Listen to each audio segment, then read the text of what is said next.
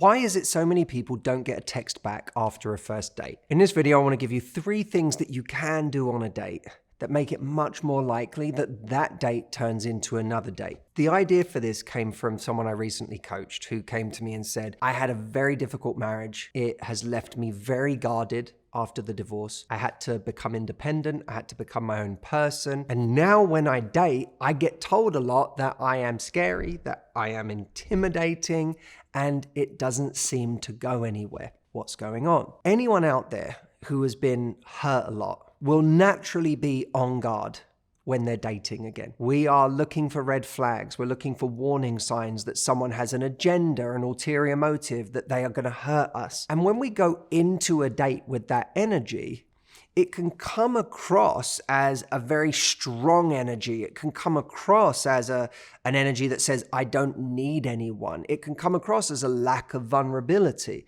Now, people use all sorts of words when they feel these things from us. You're a little scary, you're a little intimidating, I don't know how I'd ever feel needed by you. But what it really comes down to is they're seeing one side of us and they're not seeing the other side of us that they may need to see to truly feel like there is that polarity that they're looking for. And polarity is often associated with lots and lots of language around masculine and feminine. Whenever a woman says, I feel like I intimidate guys, the go-to is, well, you need to be in your feminine. I don't know that it's entirely wrong.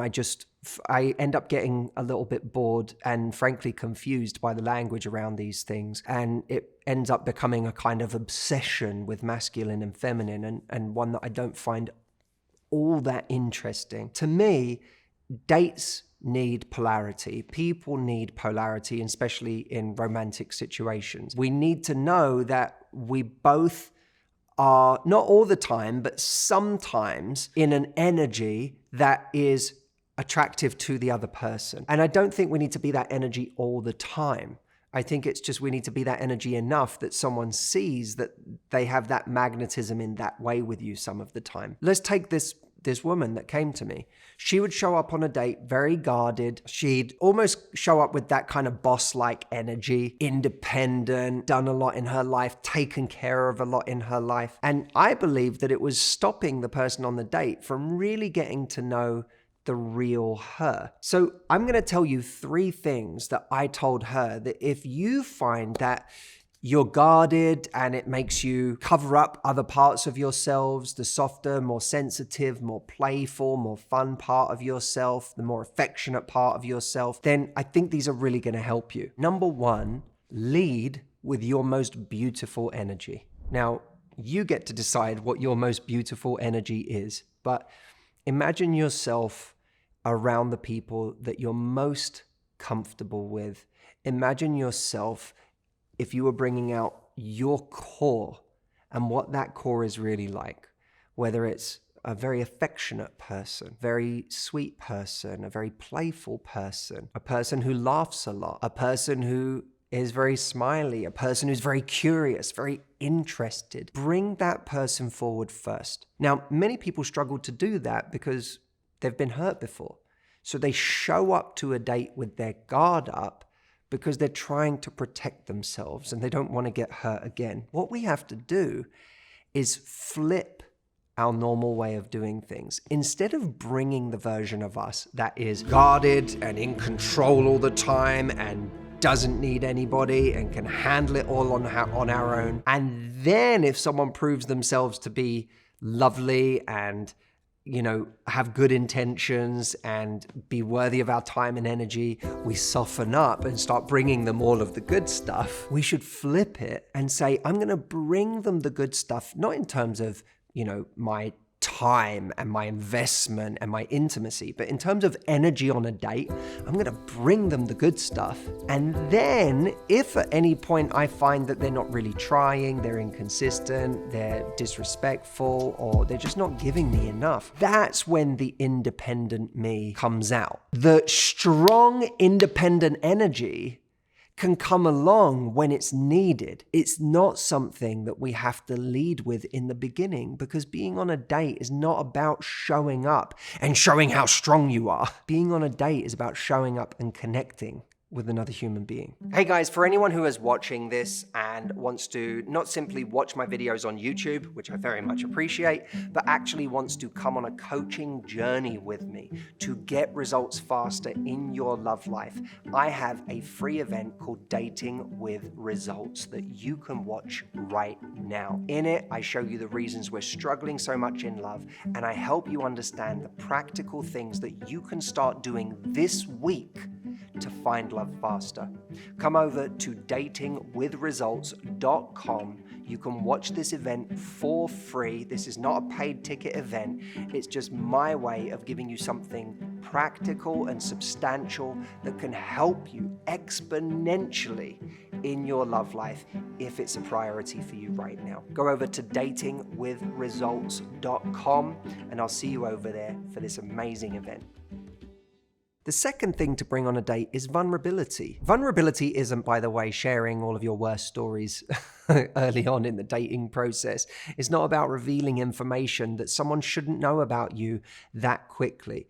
Vulnerability is giving someone a glimpse of who you are at your core, the things that you're passionate about, a sense of what you're really like. And we cover up who we really are by constantly talking about what we do, what we've achieved, what we're good at. And these things tend to be this identity that we've constructed for ourselves that we wear on a date as a way to be impressive or to be in some way, we may not directly want to be intimidating, but there's a part of our ego that may want to be intimidating. There's a part of our ego that may show up to a date wanting to be better than, or wanting to show that I am somebody. Don't think I'm nobody, I'm somebody. And all of that is ego. And ego can get us into a lot of trouble on a date because it can stop us from being seen for who we really are. And it can also stop us from seeing who someone else really is, which is what we achieve through curiosity, through looking at the other person and discovering who they really are instead of trying to assert who we are. Notice when you catch yourself talking about the things that are designed to make you look or feel important. Those things are a defense, and they are us just slipping into talking about what we feel comfortable talking about instead of what's actually going to generate a deeper connection. Imagine you're the most famous musician in the entire world. You could go on a date talking about the huge stadium you just played, or you could talk about music. One of them is talking from a place of ego. The other is talking about what you care about. Number 3, look to bring out the best in that person. We bring out the best in someone when we ask questions that allow them to reveal what's important to them. When we show a genuine curiosity about the things that they've learned in their life or the insights they have about life. When we show that we're genuinely impressed by aspects of them. This isn't about fawning over someone, and it's not about talking about qualities that aren't really there just to flatter that person. It's about genuinely being present enough with someone that you actually slow down enough to notice the little things along the way that make them interesting, that make them a uniquely impressive or distinct person. What makes them like someone you haven't come across before? Or what are they saying that's just funny? And you can be very vulnerable in laughing at it and letting them know that was funny. What can you notice about this person that allows you to see the best in them and allows them, therefore, to feel their best around you? Shakespeare said of his character Falstaff that he wasn't just a wit, but a cause of wit in others. That's one of the greatest things we can be, right? Ego, again, that word ego is being a source of wit, being a great wit, being funny, being intelligent. But to be a cause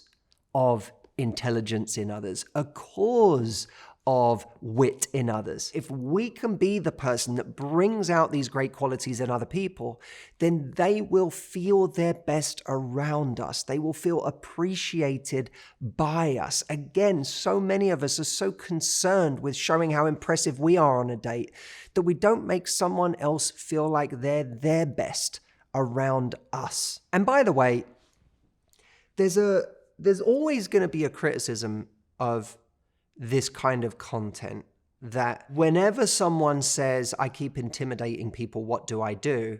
Their response will be, you need to find people who aren't intimidated by you. If you're intimidating people, then they're too small. Don't make yourself smaller to make other people comfortable. And I always find that comment to be A, overly simplistic, and B, lacking in some basic empathy and compassion. And I actually understand where it comes from, because I know that for so many women, especially, they have come across men who don't value women, don't respect women, are genuinely intimidated when a woman can do basically anything, and they're feeling threatened by that. I understand all of that, and a lot of people have been very hurt. So when you've come out of a place of being hurt, and when you've learned that you can't trust people to accept you, then of course it creates a mindset of, I'm going to go and just create my life then.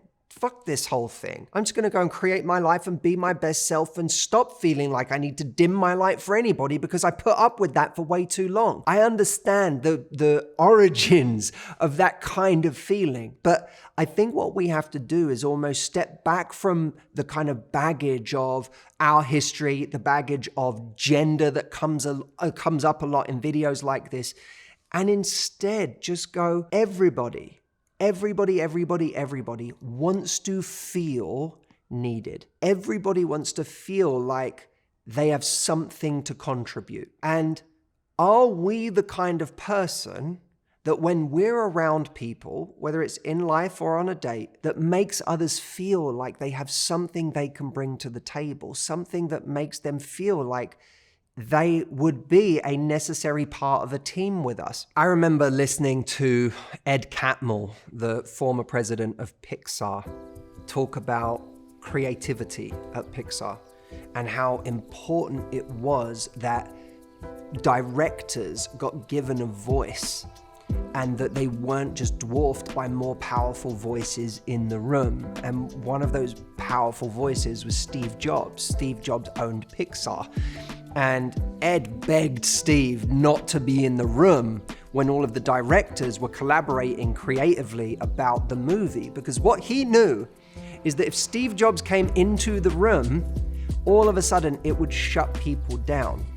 And I find this really interesting in a business context, because Steve wasn't someone that was making himself smaller and dimming his light as a way to prop up the other creatives' egos. Steve just had to recognize what his power was in that situation, that he was revered, respected, in some ways feared, and that if he spoke first, if he didn't make space for other people to be their best, they would never become their best in that environment. And that became the power of Pixar, is that people were given the space and the environment to actually become their best. Now, in a business context, we see this as a very powerful thing, this idea of leaders speaking last and creating space for everyone else to be great. That's seen as a very empowered thing. But often, when it's translated into the realm of relationships, we start to conflate it with misogyny, the baggage of gender, the idea of people dimming their lights and having to prop up other people's egos, their fragile egos.